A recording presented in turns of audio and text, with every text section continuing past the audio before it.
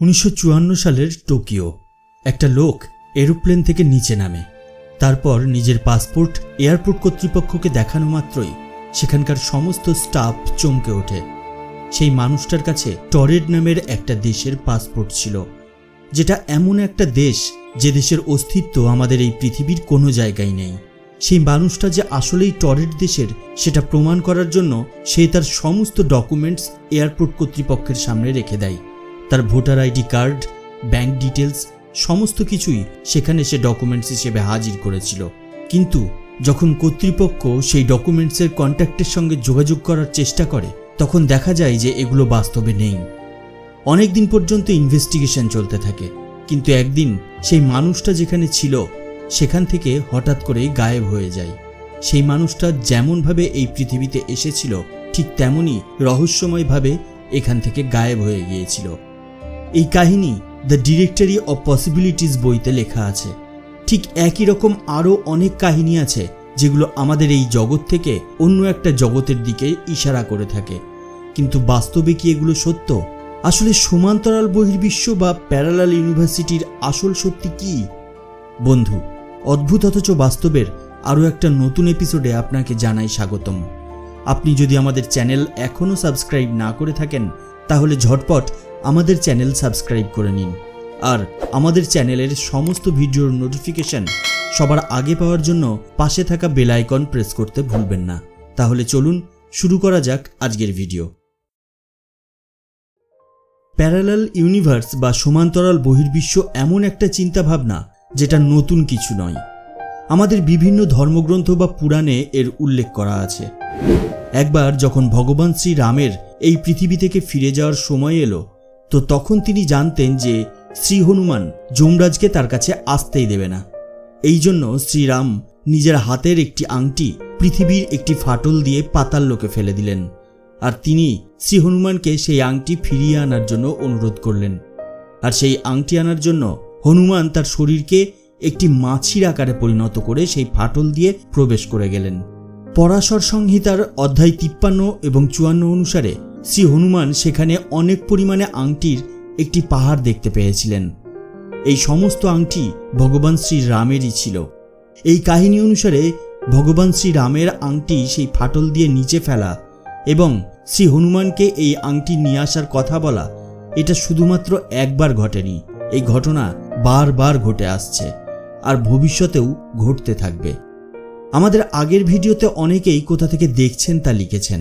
তাদের মধ্যে আছেন পূর্ব বর্ধমান থেকে টুসু চ্যাটার্জি, নদিয়ার চাপড়া থেকে স্বরূপ কর্মকার, জলপাইগুড়ির মানিকগঞ্জ থেকে মণিভূষণ রায়, বাঁকুড়া থেকে মণিশঙ্কর গাঙ্গুলি, ত্রিপুরা থেকে রাজু চক্রবর্তী, বাংলাদেশের ফরিদপুর থেকে পিয়াল কুন্ডু ও আরও অনেকে।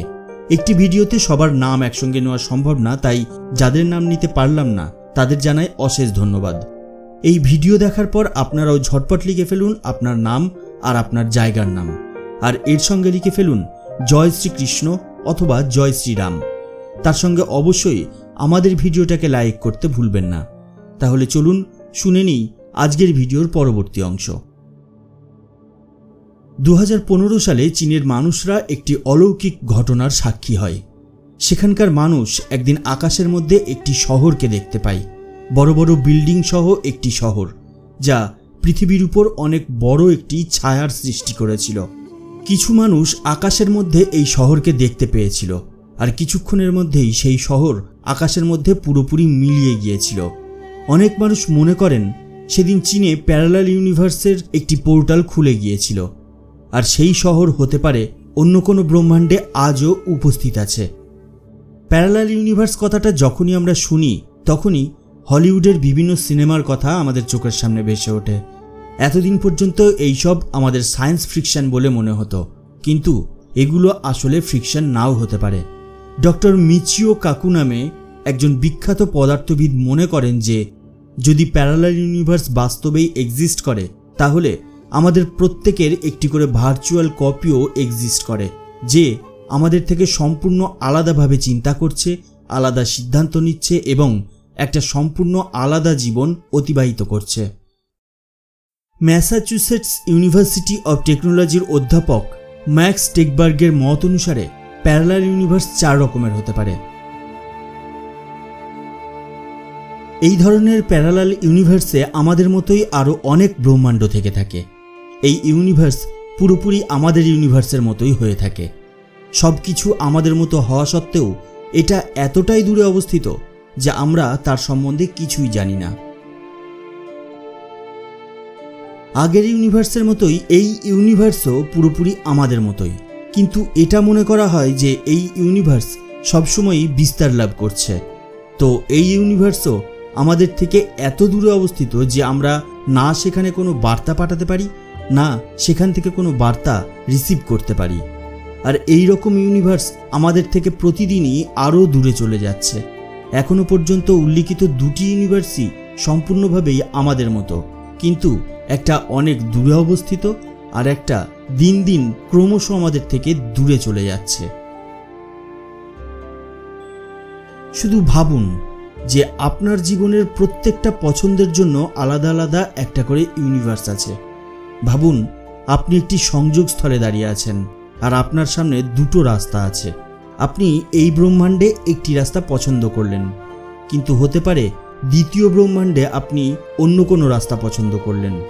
ঠিক এই রকমভাবেই এই ব্রহ্মাণ্ডে আমাদের সমস্ত পছন্দ বা ইচ্ছা সম্পূর্ণ হয়ে থাকে, কিন্তু সেটা অবশ্যই আলাদা আলাদা ব্রহ্মাণ্ডে হয়ে থাকে। এই ধরনের ইউনিভার্সে আমাদের এখানকার কোনো নিয়মকানুনই খাটে না, মানে এটা একটা জাদুর দুনিয়া। এই ব্রহ্মাণ্ডে উপর নিচের কোনো ভেদাভেদ থাকে না, আবার সময়ও আগুপিছু করে চলে, যেখানে মাধ্যাকর্ষণ সম্পূর্ণভাবে উল্টো কাজ করে। অথবা এখানে হয়তো মাধ্যাকর্ষণ বলে কিছু নেই, আবার সেখানে সবাই হয়তো হাওয়াতে উড়ে বেড়াচ্ছে। মাঝে মাঝে আমরা হঠাৎ করেই কিছু দেখে মনে করি যে এটা আমরা আগেও দেখেছি, বা কোনো ঘটনা ঘটা মাত্রই আমাদের মনের মধ্যে একটা ফিলিংস আসে যে এই ঘটনা আগেও আমাদের সঙ্গে ঘটেছে। অ্যালবার্ট আইনস্টাইন তার একটি থিওরিতে বলেছেন যে এই ফিলিংস ঘটার অর্থ হলো এটাই যে হতে পারে প্যারালাল ইউনিভার্সে এই ঘটনা বা আপনার যেটা দেখে এরকম ফিলিংসের উদ্ভব হচ্ছে সেটা অলরেডি ঘটে গেছে বা দেখে নিয়েছেন, আর এই জন্যই এই ইউনিভার্সে আপনার মধ্যে এই ধরনের ফিলিংস তৈরি হয়েছে। প্যারালাল ইউনিভার্স শুধুমাত্র একটা চিন্তা না, বরং এর অনেক ঘটনা এই পৃথিবীর মানুষ প্রত্যক্ষ করে নিয়েছে। বহু বছর আগে আমাদের ধর্মগ্রন্থতে এই বিষয়ে বহু কথা বলা হয়েছে। পুরাণ অনুসারে দেবলোক, পাতাললোক, পৃথিবীলোক আর যমলোক সব একসঙ্গে মিলিত হয়ে একটি বিশ্বের রচনা করে, যাকে মাল্টিভার্স বলা হয়ে থাকে। আমাদের ধর্মগ্রন্থতে 14 লোক বা 14 ভুবনের কথা বলা হয়েছে। এইসব গ্রন্থ অনুসারে 7টি লোক আকাশে অবস্থিত আর 7টি লোক ভূমির নিচে অবস্থিত। বিভিন্ন উপনিষদে আলাদা আলাদা ব্রহ্মাণ্ডের বিষয়েও বলা হয়েছে। শুধু আমাদের ধর্মতেই নয়, জৈন ধর্মতেও আলাদা আলাদা লোক বা ব্রহ্মাণ্ডের বিষয়ে বিস্তারিত আলোচনা করা হয়েছে। হিন্দু পৌরাণিক গ্রন্থ অনুসারে এই সমস্ত ব্রহ্মাণ্ড সবসময়ই চক্রাকারে আবর্তন করে, আর ভগবান বিষ্ণুর 10ম অবতার কল্কি অবতার অবতারিত হওয়ার সঙ্গে সঙ্গেই প্রায় 4,32,000 বছর পরে এই ব্রহ্মাণ্ড বা দুনিয়া ধ্বংসপ্রাপ্ত হবে। জয় শ্রীকৃষ্ণ। আজকের ভিডিও ব্যাস এই পর্যন্তই। আমাদের আজকের ভিডিও আপনার কেমন লাগলো সেটা নিচের কমেন্ট বক্সে কমেন্টস করে জানিয়ে দিন। আর আমাদের ভিডিও যদি আপনার ভালো লেগে থাকে তাহলে একটা লাইক করুন আর শেয়ার করে ছড়িয়ে দিন সবার মধ্যে। তাহলে দেখা হবে পরবর্তী ভিডিওতে। তার আগে অবশ্যই ভালো থাকবেন, সুস্থ থাকবেন। ধন্যবাদ।